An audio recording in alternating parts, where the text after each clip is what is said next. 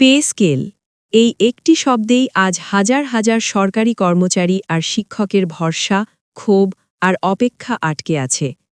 নতুন বেতন কাঠামো কবে আসবে, এই প্রশ্নের উত্তর মিলছে না মাসের পর মাস। দীর্ঘদিন ধরে আলোচনা, কমিশন আর আশ্বাসের পরও পে স্কেল প্রকাশ না হওয়ায় সরকারি চাকরিজীবীদের মধ্যে হতাশা আরও তীব্র হচ্ছে। এরই মধ্যে পূর্বঘোষিত আন্দোলন কর্মসূচি আপাতত স্থগিত করেছে বাংলাদেশ সরকারি কর্মচারী দাবি আদায় ঐক্য পরিষদ। সংগঠনটির পক্ষ থেকে জানানো হয়েছে, ইনকালাব মঞ্চের আহ্বায়ক শহীদ শরীফ ওসমান হাদির মৃত্যুতে শ্রদ্ধা জানানো এবং বর্তমান রাষ্ট্রীয় পরিস্থিতি বিবেচনায় এই সিদ্ধান্ত নেওয়া হয়েছে। শনিবার জাতীয় প্রেস ক্লাবে আয়োজিত এক সংবাদ সম্মেলনে বিষয়টি জানানো হয়। যেখানে নতুন আন্দোলনের ঘোষণা আসার কথা ছিল, সেখানে শহীদ ওসমান হাদির আত্মার মাগফিরাত কামনায় দোয়া ও মোনাজাত করা হয়।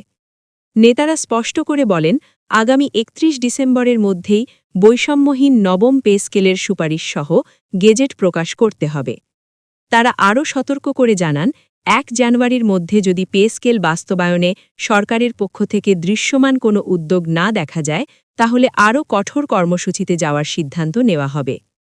শহীদ ওসমান হাদিকে স্মরণ করে বক্তারা বলেন, বৈষম্যের বিরুদ্ধে তার আজীবনের সংগ্রামই সরকারি কর্মচারীদের আন্দোলনের অনুপ্রেরণা হয়ে থাকবে। সভায় সভাপতিত্ব করেন ঐক্য পরিষদের মুখ্য সমন্বয়ক ওয়ারেস আলী সহ সংগঠনের শীর্ষ নেতারা।